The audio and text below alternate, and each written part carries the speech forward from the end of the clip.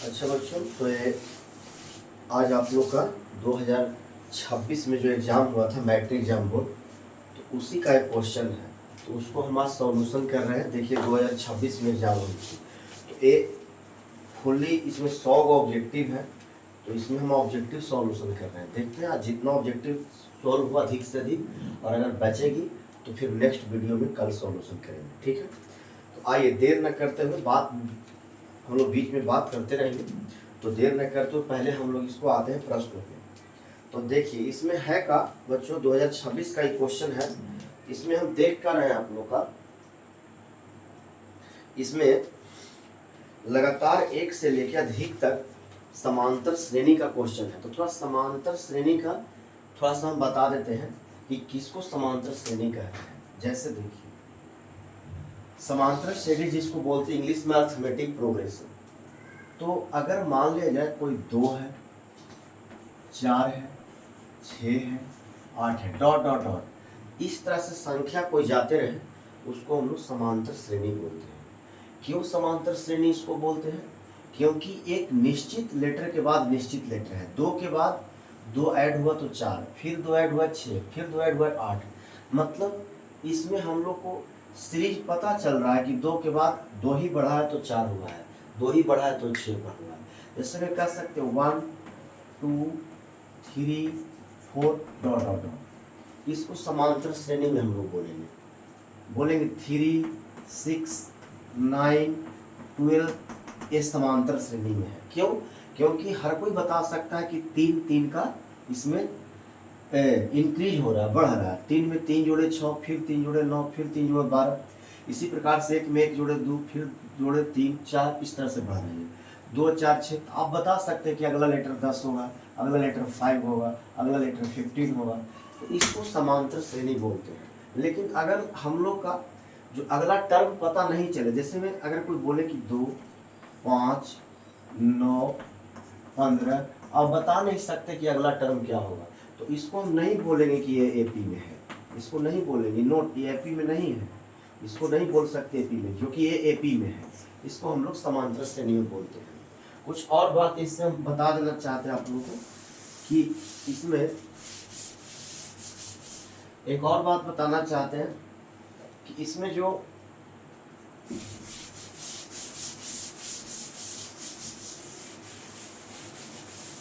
इसमें तो जो आप लोग का प्रथम पद जो होता है, प्रथम पद फर्स्ट नंबर जो 2 है, इसको हम लोग ए से सूचित करते हैं। ये मेरा 2 है, 2 को ए बोलते हैं, प्रथम पद।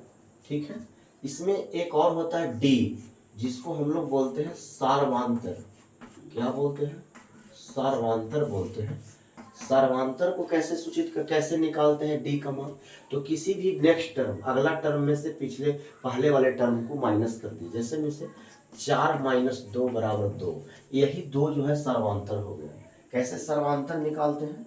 तो एक अगला टर्म में से पहले वाले टर्म को माइनस करते हैं, यानी 4 - 2 = 2 कह सकते हैं। और कहिए कि सर 4 में से 2 के क्यों माइनस की? हाँ, 6 में से भी 4 को माइनस करेगा तो भी 2 मिलेगा, 8 में से 6 को माइनस करेगा 8 में से 6 को तो भी 2 होगा। तो इसी को हम लोग सर्वांतर बोलते हैं। ठीक है, तो डी को सर्वांतर बोलते हैं, ए को प्रथम पद बोलते हैं।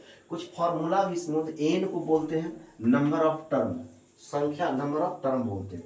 कुछ इसमें फॉर्मूला है, जैसे एन बराबर एक फॉर्मूला होता है A plus n - 1 into D. एक फॉर्मूला है जो आप लोग इसको अच्छे से देख लीजिएगा, इसको देख लीजिएगा।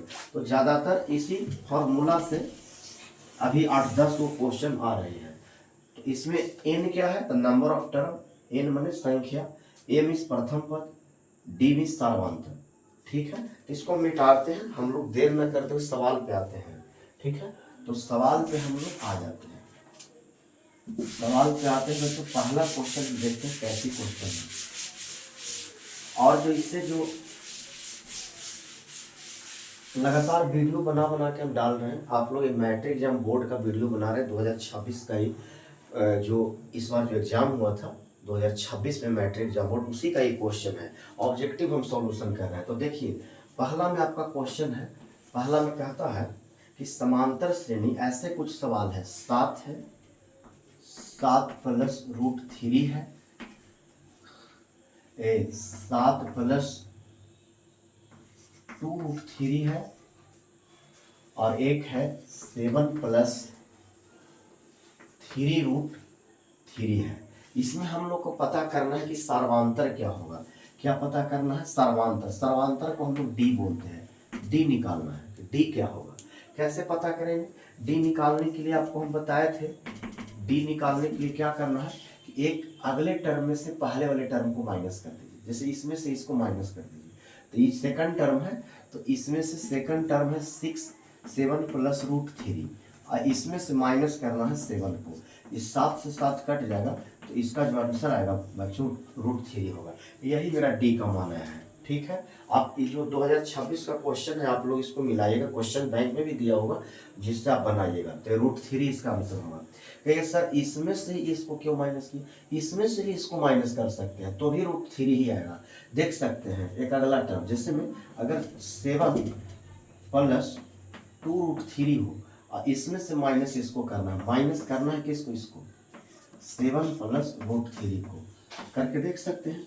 7 + 2√3 माइनस अंदर जाएगा तो सबका साइन बदलेगा, ये हो जाएगा -7, ये भी -√3 होगा। अब क्या होगा बच्चा? -7 से +7 कट जाएगी और 2√3 में से एगो √3 चला जाएगा। 2 गो √3 है और यहाँ पे कुछ नहीं तो एगो √3 है, तो 2 √3 में से एगो √3 चला जाएगा तो एगो √3, यही आंसर आ रहा है। तो किस डी निकालने के लिए एक सीरीज में अगर दिया हुआ है समांतर श्रेणी और हम लोग को डी निकालना है तो किसी एक नेक्स्ट टर्म में से उसके पहले वाले टर्म को माइनस कर दीजिए, जो आंसर आएगा वो मेरा डी होगा, जिसको सर्वांतर बोलते हैं, पदांतर बोलते हैं। चलिए पहले क्वेश्चन हो गया। आप लोग का नेक्स्ट क्वेश्चन में आते हैं। नेक्स्ट क्वेश्चन में आते हैं।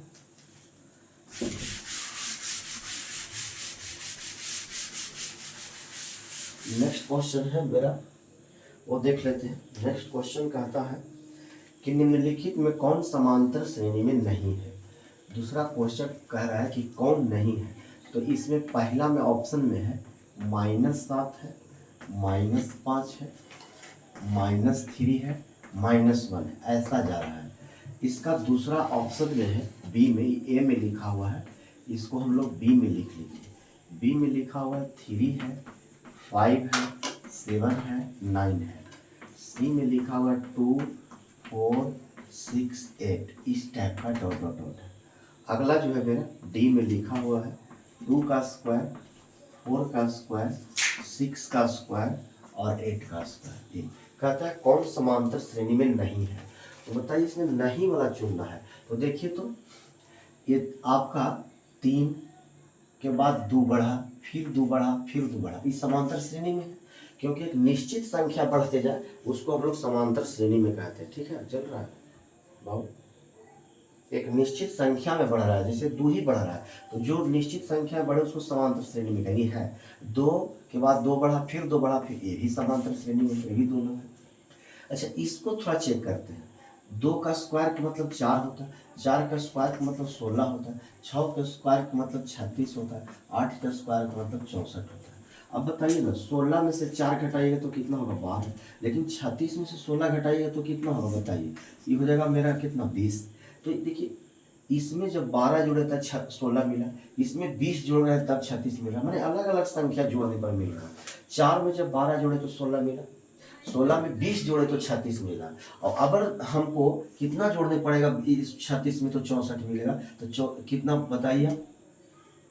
28 जोड़ने पड़ेगा। तो इसको नहीं कह सकते समांतर श्रेणी में। ये ऑप्शन नंबर आपका ये बिल्कुल गलत है, इसको समांतर श्रेणी में नहीं कह सकते। ये भी होगा अगर चेक करिएगा तो -5 में से अगर -7 जाएगा तो +2, -3 में से -5 जाएगा तो +2, ये भी समांतर श्रेणी में है। तो तीनों समांतर श्रेणी में है, ये समांतर श्रेणी में नहीं है। तो क्वेश्चन हम लोग कहता था इसमें दूसरा नंबर क्वेश्चन कि कौन समांतर श्रेणी में नहीं है, तो नहीं वाला चुनना था, तो ये नहीं है, ये वाला ऑप्शन सही हो जाएगा, बाकी ये सब गलत है। ये वाला ऑप्शन आपका सही हो जाएगा, डी वाला। ठीक है, तो नेक्स्ट क्वेश्चन की ओर बढ़ते हैं।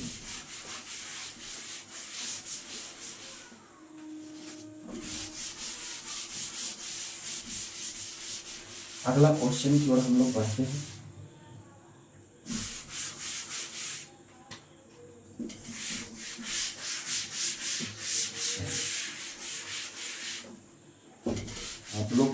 मेरा फेसबुक को फॉलो कर लीजिए।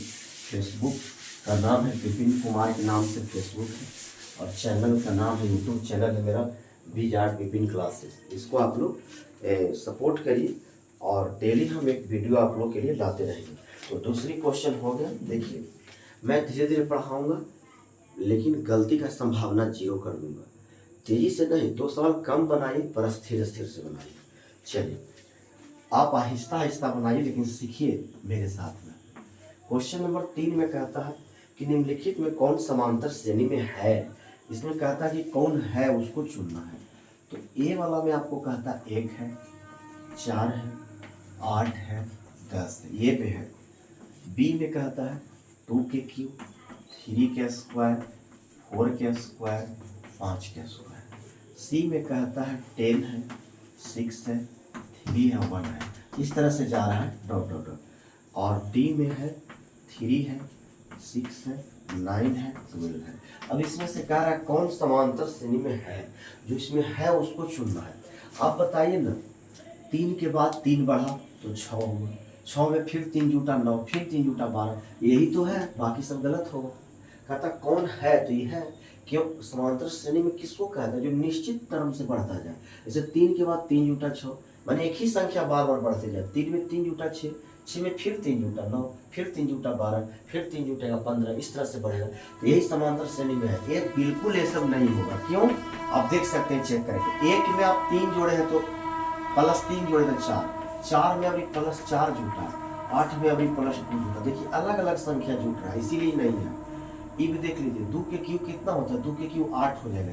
ये कितना हो जाएगा, 9 हो जाएगा, ये 16 हो जाएगा। देखिए तो 8 में 1 जुटा, फिर 9 में 7 जुटा, ये भी नहीं होगा। ये देखिए 10 में से 4 कमा 6, 6 में से अभी कितना कमा, 3 कम गया, ये भी नहीं होगा। तो ये वाली संख्या। उम्मीद करते हैं कि आपको समझ में आता होगा। अच्छा से देखिए, ये क्वेश्चन आप लोग देखिएगा, वैसे एग्जाम बोर्ड में जो इस बार एग्जाम हुआ वो वाले प्रश्न है, आपको बता रहे हैं। चलिए, क्वेश्चन नंबर 4 में कहता है हमको, क्वेश्चन नंबर 4 में कहता है बच्चों कि एपी, एक एपी है, एपी में दिया हुआ पहले से। जब एपी में कह दे तो चेक करने की जरूरत नहीं, ऑलरेडी एपी में है।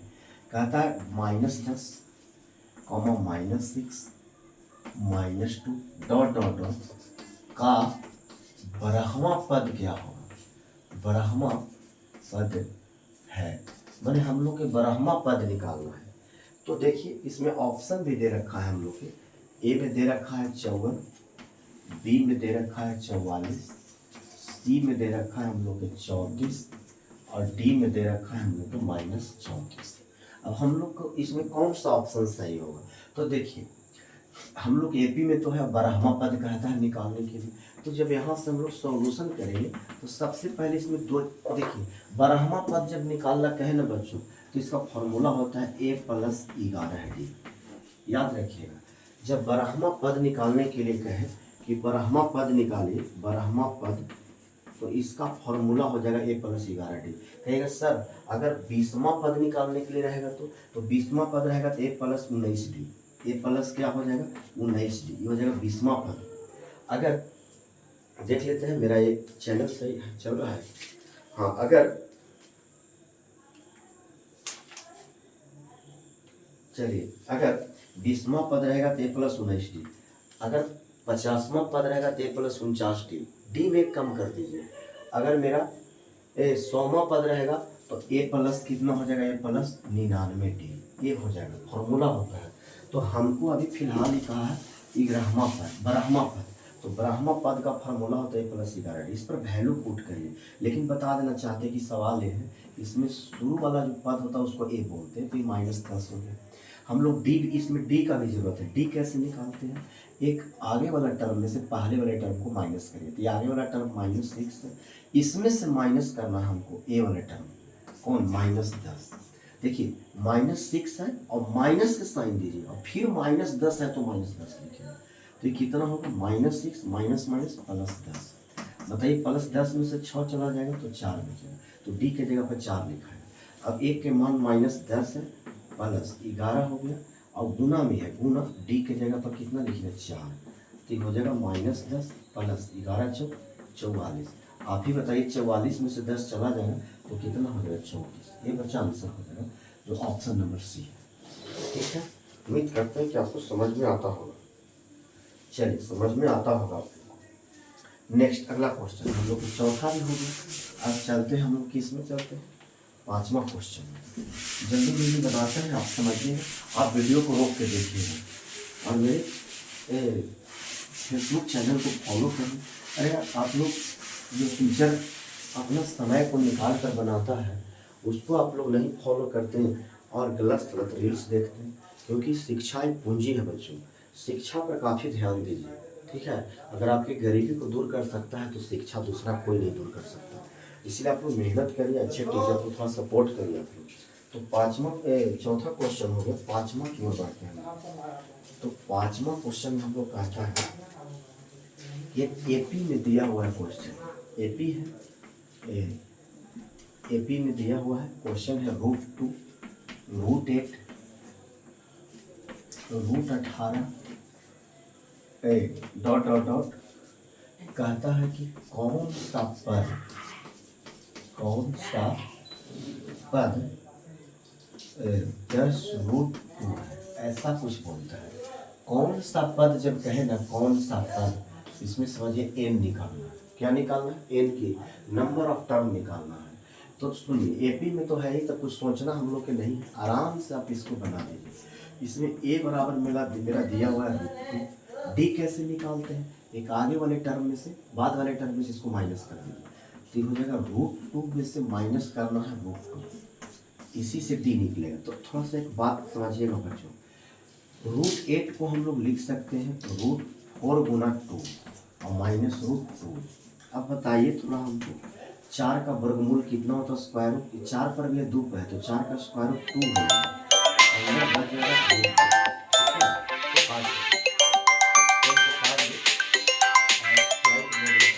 कौन है? काटिए उसको, फ्लाइट मोड में कर दो, है चल रहा है ना वीडियो। चलिए तो चलिए हटाइए उसको। चलिए देखिए, तो 4 का वर्गमूल हो जाएगा 2, और 2 जिसका वर्गमूल नहीं होगा उसी में छोड़ दीजिए। जैसे 4 का तो वर्गमूल बाहर निकल गया, अब 2 रह गया, ये √2 है। एक बार इसको हम जोड़ घटाओ गुना सिखाएंगे √2 का, एक वीडियो लाएंगे। तो 2 √2 में से एक √2 चला जाएगा तो एक √2 बचेगा, 2 √2 में से एक रूट चला गया तो एक √2। तो डी का मान मालूम है, ए का मान मालूम है, अब हम लोग को निकालना है एन का मान। अच्छा एक बात और बताते हैं आप लोग, इसे जो है रहता है वो है के पास जो कहता है कि 10√2 है, ये पक्का आपको लास्ट टर्म इसको बोलते हैं, एन बोलते हैं, एन लास्ट टर्म है। तो हमको एन मालूम है, ए मालूम है, डी मालूम है, नहीं मालूम है एन निकाल लेंगे। एन कैसे निकालेंगे बच्चों? एन तो ए वाली फार्मूला एक बताए थे, देखिए फार्मूला हो जाएगा एन बराबर, फार्मूला होता है A plus N minus 1 into D. बैठाइए, एन की जगह पे ये है 10√2, हो जाएगा 10√2 बराबर, ए की जगह पर कितना लिखना है? √2 हो जाएगा, प्लस एन माइनस 1 और डी की जगह पर कितना लाए? √2 हो जाएगा। ठीक है, इसको हल कर दीजिए। तो 10√2, ये √2 प्लस में इधर आएगा तो माइनस √2 हो जाएगा, बराबर ये हो जाएगा एन माइनस 1, इधर बचेगा √2। 10√2 में से एक रूट चला गया तो हो जाएगा 9√2। ठीक है, बराबर एन माइनस 1, √2 इधर मल्टीप्लाई में है, √2 इसमें गुना में इधर आएगा तो डिवाइड में हो जाएगा बच्चों, √2 से √2 कट जाएगा। अब बताइए यहाँ बच गया 9, एन माइनस 1 है, माइनस 1 इधर आएगा तो +1, तो 9 में एक जुट जाएगा तो हो जाएगा 10, यानी 10 बराबर एन, यानी एन का जो मान आएगा वो कितना है? 10। इसका जो पांचवा का जो क्वेश्चन है उसका आंसर होगा 10। यानी कहता था इतना का कौन सा पद 10√2 होगा तो 10, वो कौन सा पद होगा? तो 10वां पद होगा। चल रहा है ना बाबू? नहीं चल रहा है? देखिए ठीक है, चलिए अगला क्वेश्चन हम लोग पढ़ते हैं।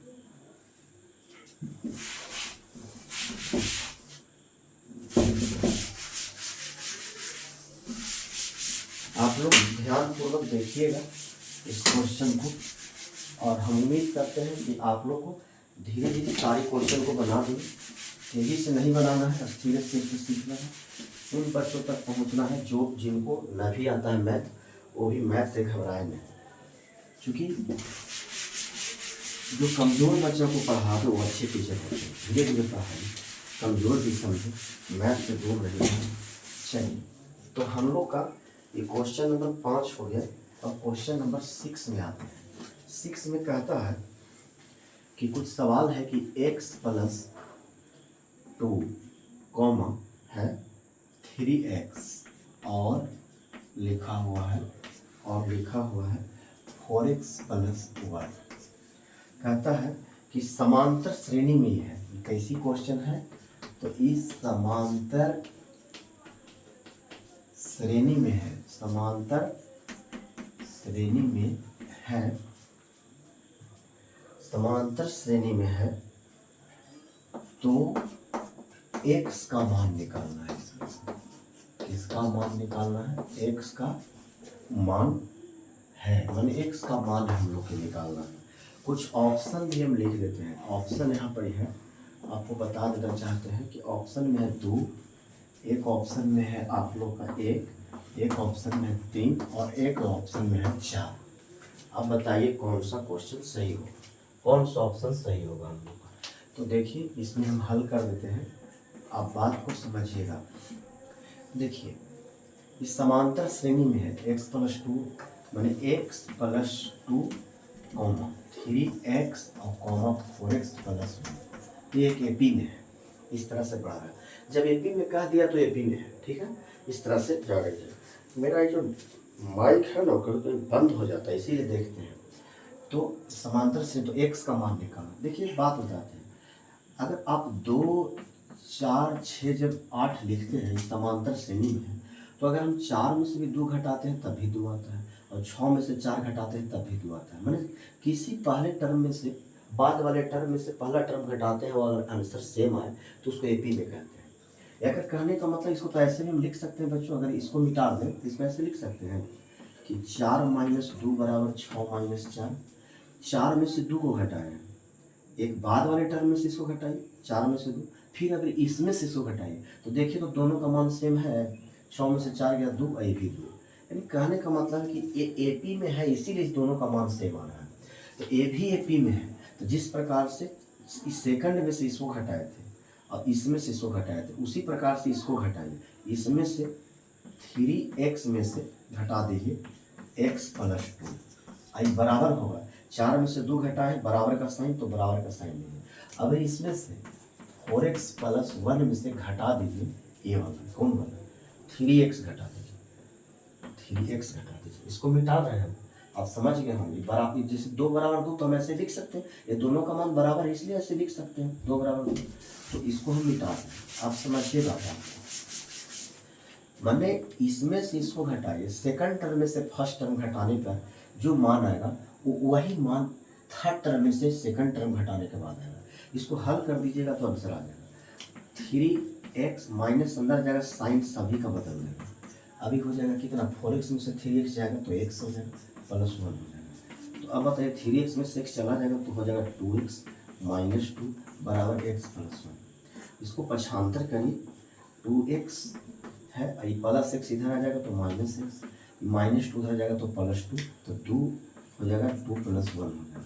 इसको कितना हो जाएगा बाबू? तो ये हो जाएगा x = 3 हो जाएगा। कहीं ऑप्शन में है तो ये ऑप्शन है, ठीक है। आप लोग है इसको अच्छे से देखिए। 6 वाला क्वेश्चन भी आप लोग का बना दिया। आप लोग नेक्स्ट वाले क्वेश्चन पर हम लोग पढ़ते हैं।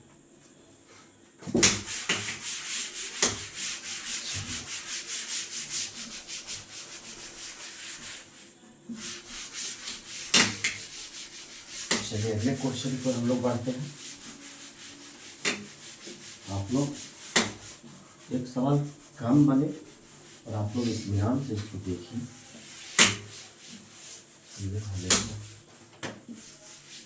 चलिए अगले क्वेश्चन, इसको थोड़ा बहुत भिजा दो इसको हल्का। चलिए अगला क्वेश्चन है 6 हो गया। एक 7 है, 7 में आता है। 7 वाला क्वेश्चन कहता है कि एक AP है, ठीक है, AP में दिया हुआ 21, 18, 15 कॉमा हो गया 0 में पदों की संख्या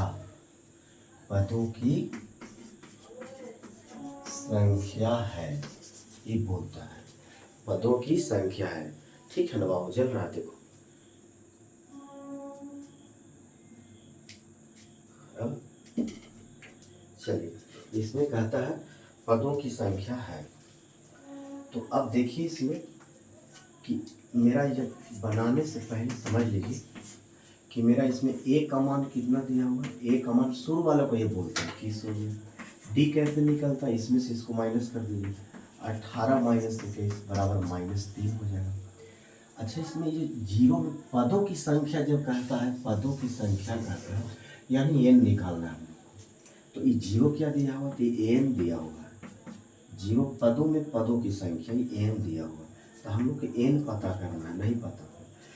इसकी एक फॉर्मूला है, n बराबर, याद रखिएगा, a plus n minus 1 into D.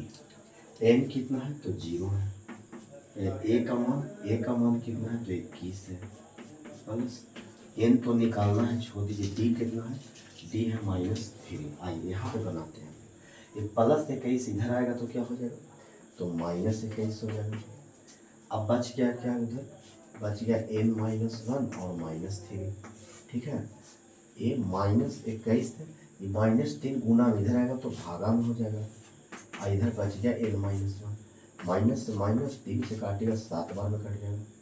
अब n रहने देंगे, -1 इधर आ जाएगा तो क्या हो जाएगा, +1 हो जाएगा, यानी मेरा n का मान हो जाएगा 8। ये आंसर हो जाएगा, n का मान कितना हो जाएगा, n का मान 8 हो जाएगा। ठीक है, अगले क्वेश्चन की ओर बढ़ते हैं।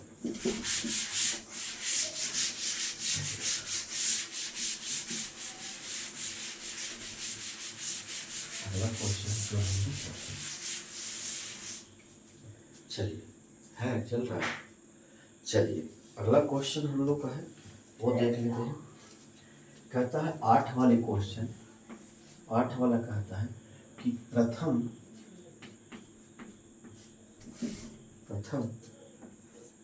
n प्राकृत, कहता है कि प्रथम n प्राकृत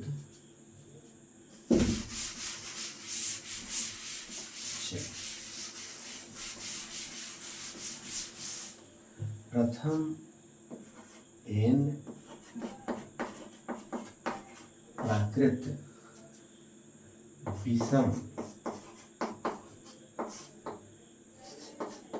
संख्याओं का योगफल है। कुछ ऐसा क्वेश्चन है। अच्छा, इसका ऑप्शन भी है, ऑप्शन ए में है 1/2 n into n+1, option B में है n², ऑप्शन सी में है n³, ऑप्शन डी में है n इंटू n+1। अब कौन सा ऑप्शन सही होगा जो देखना है। आइए यहाँ से हम लोग हल करते हैं। ठीक है, यहाँ से जब हल करेंगे हम लोग तो कहता है कि प्रथम n प्राकृत संख्या गिनती की संख्या को हम लोग प्राकृत संख्या कहते हैं। तो हम लोग को प्रथम n प्राकृत विषम संख्या का योगफल कितना होगा। सुनिए एक बात बताता हूँ, विषम संख्या हम लोग कहते किसको, 1, 3, 5, जो मैंने सम संख्या को छोड़ दीजिए, तो जो 2 से नहीं कटता उसी को तो विषम संख्या बोलते हैं। तो 1, 3, 5 ये सब विषम संख्या। तो इसका योगफल अच्छा कितना होगा बताइए। तो 3, 1, 4 और 5 कितना होगा, 9। ये तो जोड़ दिए, लेकिन हमको इसमें से कौन ऐसी फॉर्मूला है जो 3 को विषम संख्या डेल है और डायरेक्ट 9 ला दे। तो बताइए, तो हम डायरेक्ट बताते हैं आपको, यही एक आंसर है जिसको सही कर दे। कैसे समझिएगा, जैसे अभी 3, 1, 4 और 5 9 हो गया, लेकिन हम मान लिया कि कोई बड़ी संख्या रहे जिसको हम नहीं जोड़ पाएंगे। मान लीजिए 100 को रहता प्राकृत संख्या, ऐसा विषम संख्या 100 होता है, तो उसको तो जोड़ना संभव हो जाता। कैसे जोड़ते, ये तो छोटा था 3 को तो जोड़ दिए कि 9 हो गया, लेकिन अगर 50 को रहेगा, 100 को रहेगा तो कैसे जोड़ेगा, नहीं जोड़ पाएगा। तो उसके लिए कहता है कौन ऐसा फॉर्मूला है जो जोड़ दे, फिट कर दे। अब बताइए, सुनिए, जो एन स्क्वायर है ये बिल्कुल सटीक फॉर्मूला है। कैसे? एन माने नंबर, बताइए कि कै गो नंबर था, 1 2 3, तो एन के जगह पर 3 रखिए, स्क्वायर करिए, कितना हो गया 9, आ गया 9। सही है। अच्छा और समझिए, अगर मान लेते हैं कि 1 है, 3 है, 5 है, 7 है, 9 है, विषम संख्या है, तो ये कै गो विषम संख्या है बताइए? 1 2 3 4 5, 5 गो है। तो आप कुछ नहीं करना है, बस खाली एन स्क्वायर, यही वाली सही है। एन स्क्वायर का मतलब क्या कि 5 का स्क्वायर, अब 5 का स्क्वायर कितना होगा? 25, यानी इसको जोड़ने पर 25 हो जाएगा। 9 7 16, 16 5 21, 21 3 24 1 25, तो ये वाली फॉर्मूला इसका सही है, एन स्क्वायर वाला। इसलिए एन स्क्वायर वाला आप लोग लगा लीजिएगा। समझ गए होंगे? बाकी कोई ऐसी फॉर्मूला नहीं जो ऐसे बता दे आपको। चलिए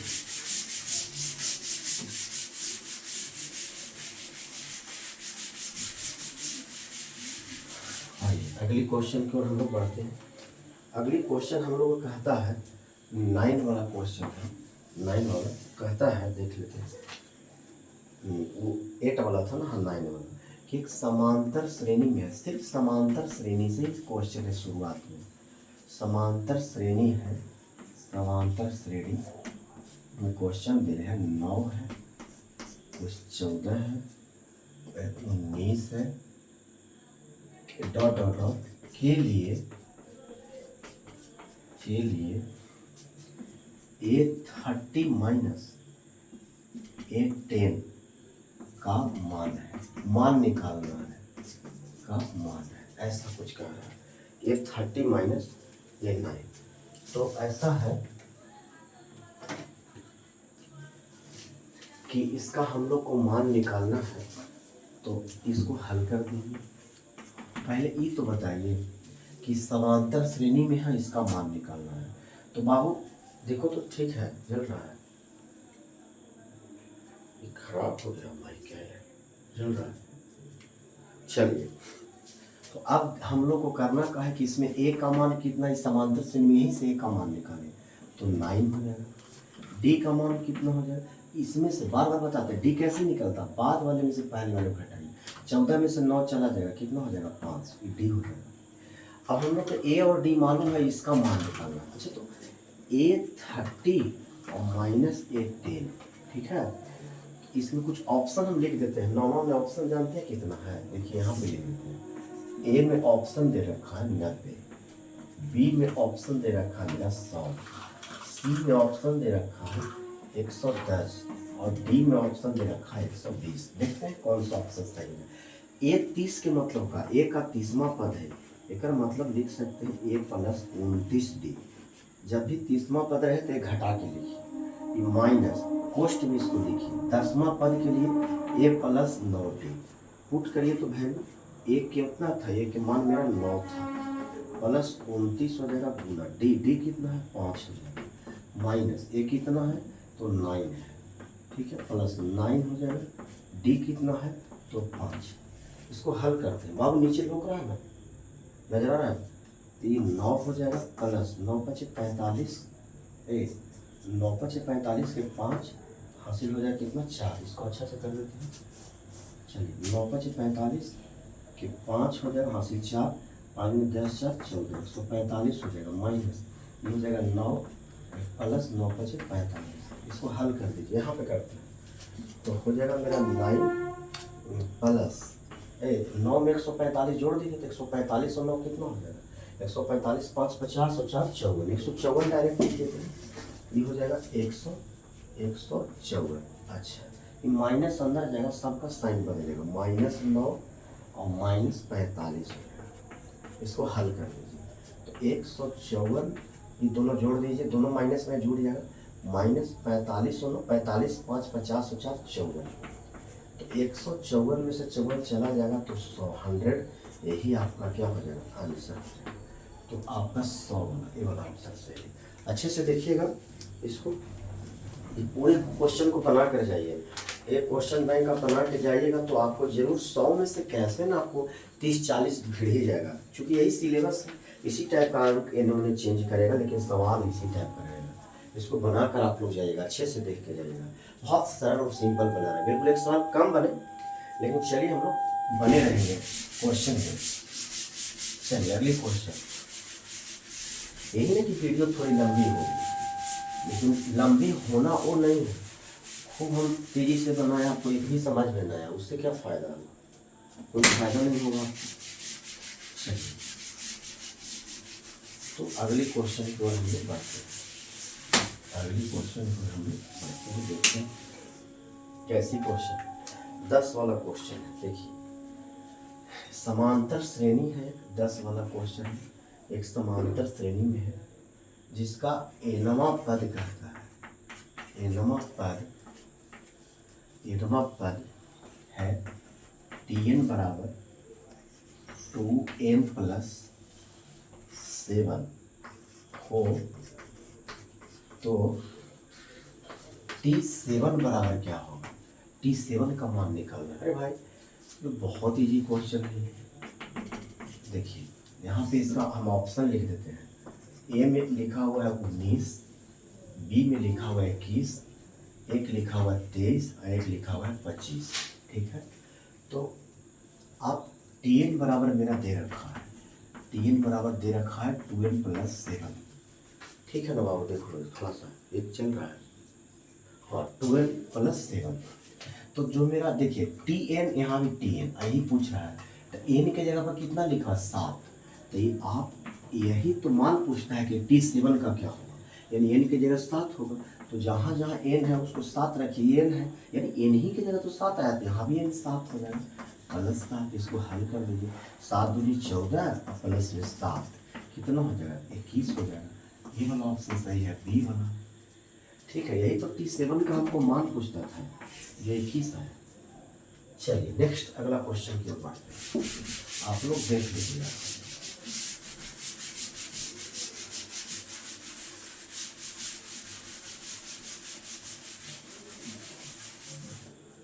कैसा लग रहा है बच्चों? अगर वीडियो अच्छा लगे तो बिल्कुल लाइक सब्सक्राइब करते रहिएगा और कमेंट करते रहिएगा आप लोग, और अधिक से अधिक दोस्तों को बच्चों को बताते रहिएगा। फॉलो करिए मेरे चैनल को, फेसबुक जो है उसको फॉलो करिए। फेसबुक पर इसको डालते हैं विपिन कुमार के नाम से है, और यूट्यूब चैनल है मेरे विजार्ड विपिन क्लासेस, आप लोग सर्च करिए, इसको पढ़िए। देखिए 11 वाला क्वेश्चन अब यहाँ से खत्म हो गई आपका समांतर श्रेणी। कहता है एक पतंग पृथ्वी से 20 मीटर की ऊंचाई पर है, इसकी डोर पृथ्वी से 45 मीटर का कोण बनाती है, तो डोर की लंबाई निकालिए।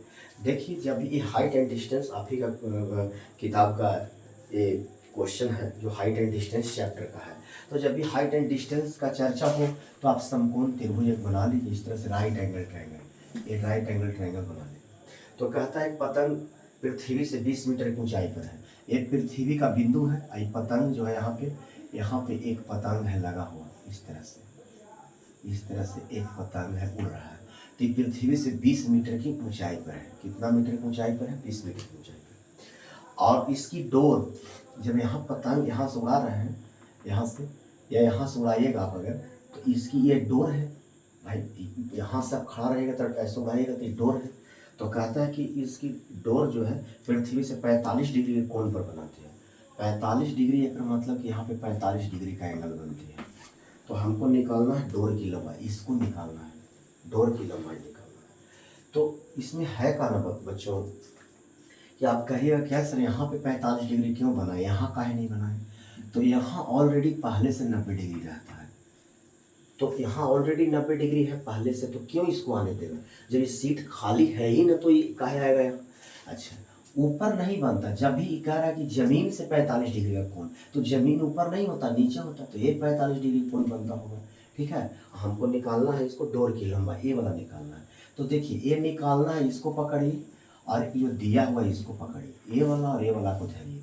तो इसको 45 को कुछ देर के लिए आप थीटा पढ़िए, तो जो भी 45 डिग्री है उसके थीटा है, इसके सामने वाले को हम लोग पी बोलते और 90 के सामने वाले को एच बोलते। तो कौन सी ऐसी त्रिकोणमिति का फॉर्मूला है जिसमें पी और एच होता है? तो साइन थीटा, साइन थीटा लगा लीजिए। साइन थीटा बराबर फॉर्मूला आप पढ़े होंगे P/H, तो साइन का साइन हो जाएगा, थीटा की जगह 45 है, आप 45 रख लीजिए। पी कौन होता है? तो थीटा के सामने वाले को पी बोलते, पी मेरा 20 से 20 हो जाएगा। एच कितना है? एच नहीं पता है, निकालना है। तो साइन 45 का मान कितना होता है? साइन 45 का मान 1/√2 होता है और 20/h होता है। क्रॉस मल्टीप्लाई करिएगा तो एच में 1 से करिएगा एच, और 20 में √2 से गुना करिएगा तो 20 √2 हो जाएगा। तो हम उम्मीद करते हैं कि आपको ये भी समझ में आया, यही इसका राइट आंसर होगा। ठीक है, क्वेश्चन आप लोग प्रोवाइड, क्वेश्चन अपने पास रख लीजिए कि नहीं, वो भाई बहन अगर दिए होंगे 2026 में एग्जाम, तो वाली क्वेश्चन आप अपने पास रखिएगा और मिलाते चलिए। ठीक है,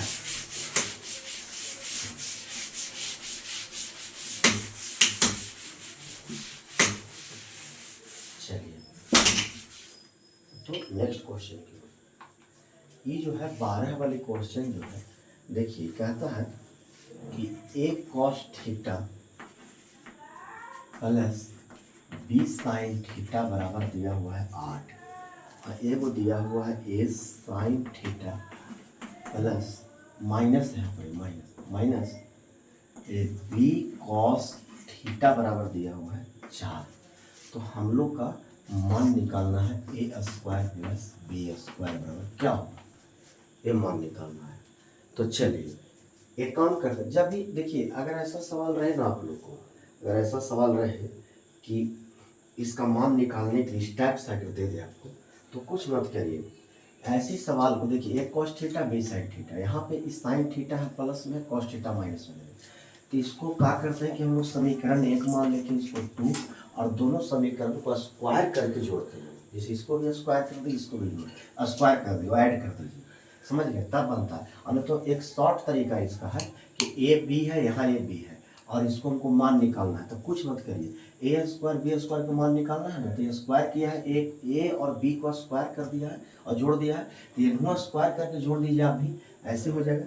यानी मेरा ए स्क्वायर जोड़ बी स्क्वायर, इसको भी स्क्वायर कर दीजिए, और क्या हो जाएगा, इसको जोड़ता है 8 कितना हो जाएगा 64 प्लस 4 चौके 16, तो 64 16 कितना हो जाएगा 64 6 4 10 और 6 1 7 1 8 80 हो जाएगा। लेकिन एक काम करिएगा, चलिए इसको हम डीप में बता देते हैं आपको, शॉर्ट में कहा जाता है, सही बच्चा समझ लीजिए, हमको निकालना है वो वाला, कुछ मत करिए, लिखिए कि समीकरण 1 और 2 को स्क्वायर करके वर्ग करके जोड़ने पर, यानी हम लोग को करना क्या है, समीकरण 1 तथा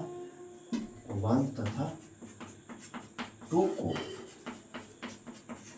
वर्ग करके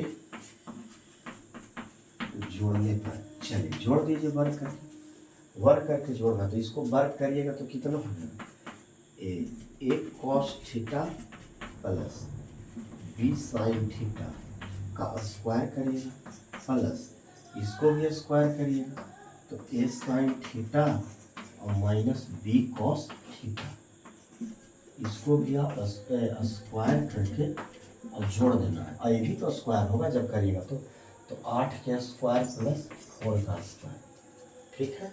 तो इसको a प्लस बी के होल स्क्वायर पर तोड़िएगा तो कितना हो जाएगा बताइए, a square cos square theta plus b square sine square theta plus 2a cos theta b sine theta, same यही होगा, a square sine square theta plus b square cos square theta, minus है तो minus हो जाएगा, minus 2a sine theta into b cos theta बराबर ये हो जाएगा 64 प्लस 16, समझ में आया, स्क्वायर करके जोड़ दिए। अब बताइए काम कर लीजिए, a square cos square theta यहीं पे, अच्छा एक बात समझिए, a वाला और ये वाला कट जाएगा, दोनों सेम है, तो ए वाला और ए वाला पे एक जगह लाएंगे, तो इसमें और इसमें ए स्क्वायर मेरा कॉमन है, तो हो जाएगा कॉस स्क्वायर थीटा और प्लस साइन स्क्वायर थीटा, ठीक है। और ई बचा है तब बी स्क्वायर कॉमन ले लीजिए, इसमें बी स्क्वायर, तो ये बचेगा साइन स्क्वायर थीटा और प्लस ये बी स्क्वायर जो है तो कॉमन ले लिए, तो यहाँ साइन स्क्वायर, तो यहाँ बचेगा मेरा कॉस स्क्वायर थीटा, ठीक है। और बराबर ये कितना हो जाएगा 80 हो जाएगा ना, 64 6 70 80, ठीक है। इसका मान 1 होगा, इसका मान 1 होगा, त्रिकोणमिति में इसका मान 1 होता है, तो ये हो जाएगा ए स्क्वायर और प्लस बच गया बी स्क्वायर, ये दोनों का मान 1 होगा, कितना मान आया 80, आंसर होगा, समझ गए। चलिए तो डायरेक्ट हम कह रहे थे कि अगर इसको स्क्वायर करके खाली जोड़ दीजिए, इसका मान आ जाएगा शॉर्ट में 8 8 64 और 4 4 16, इसको जब स्क्वायर किया है ए और बी का, यहाँ भी स्क्वायर करके जोड़ दीजिए, शॉर्ट रो हो जाएगा।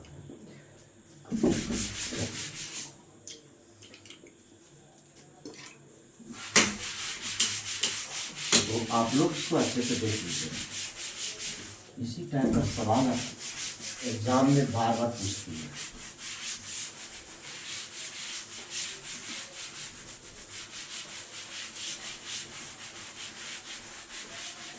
चलिए अगली क्वेश्चन की ओर हम लोग बढ़ते हैं।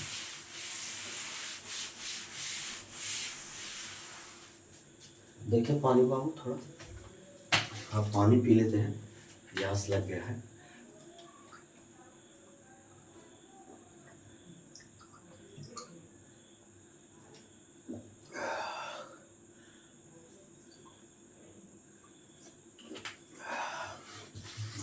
चलिए क्वेश्चन नंबर 13 वाला क्वेश्चन क्या है, तो √2 है। देखिए तो ठीक है ना, ये छोड़ देता है यार ये, ठीक है।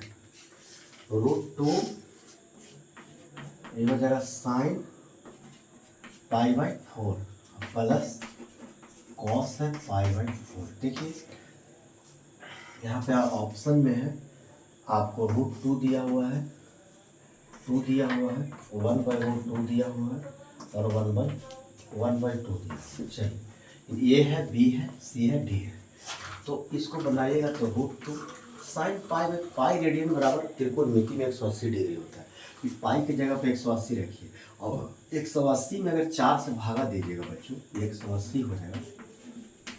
चलिए एक स्टेप बढ़ाते हैं, इसको काटिएगा तो 45 हो जाएगा, ये भी 45 हो जाएगा ना, काट के देख लीजिए। तो अब हम लोग को कहना यह है कि sin 45 के मान होता है 1/√2, cos 45 के भी मान 1/√2। आप एक काम कर लीजिए, इसको LCM लगाइएगा तो ये √2 हो जाएगा, तो यहाँ तो मेरा 1 हो जाएगा, यहाँ भी 1 हो जाएगा, तो ये हो जाएगा √2 1/2 बटा में √2, तो इससे कट जाएगा, तो मेरा आंसर 2 हो जाएगा। कितना होगा 2, जो आंसर है 2। ठीक है, चलिए नेक्स्ट क्वेश्चन की ओर।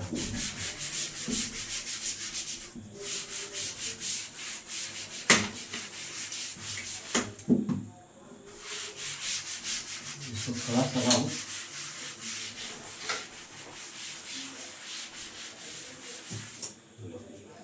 चलिए अब हम लोग को 14 वाला क्वेश्चन है। एक cos थीटा है बराबर 1/2 है और कहता है कि थीटा जो है लेस देन 90 डिग्री। तो हम लोग का मान निकालना है sin स्क्वायर थीटा -1। एक काम करिए, sin स्क्वायर यहाँ से हल लिखिए, थीटा -1 का मान निकालना है। तो sin स्क्वायर थीटा का एक फार्मूला होता है 1 - cos स्क्वायर थीटा, सिर्फ इसका एक फार्मूला होता है। आप ये पढ़े होंगे, sin square theta plus cos square theta बराबर 1। तो हम लोग के अगर sin स्क्वायर थीटा को अगर हम रहने दी है और इसको प्लस उधर जाएगा तो हो जाएगा 1 - cos स्क्वायर थीटा, यानी इसी sin स्क्वायर थीटा की जगह पे लिख सकते हैं। तो लिख दिए sin स्क्वायर थीटा की जगह पे -1 है तो -1, अब इससे ही कट जाएगा। अब बचा सिर्फ -cos स्क्वायर थीटा, माइनस के माइनस cos थीटा के मान देंगे 1/2, तो cos थीटा की जगह 1/2 करिए, स्क्वायर है तो हम भी इसको स्क्वायर करेंगे, यानी माइनस के माइनस 1 का स्क्वायर 1 और 2 का स्क्वायर, यही आंसर हो जाएगा। ठीक है, तो चलिए नेक्स्ट में हम लोग आते हैं, अगले क्वेश्चन पर बात करते हैं। अगला क्वेश्चन अगले क्वेश्चन पर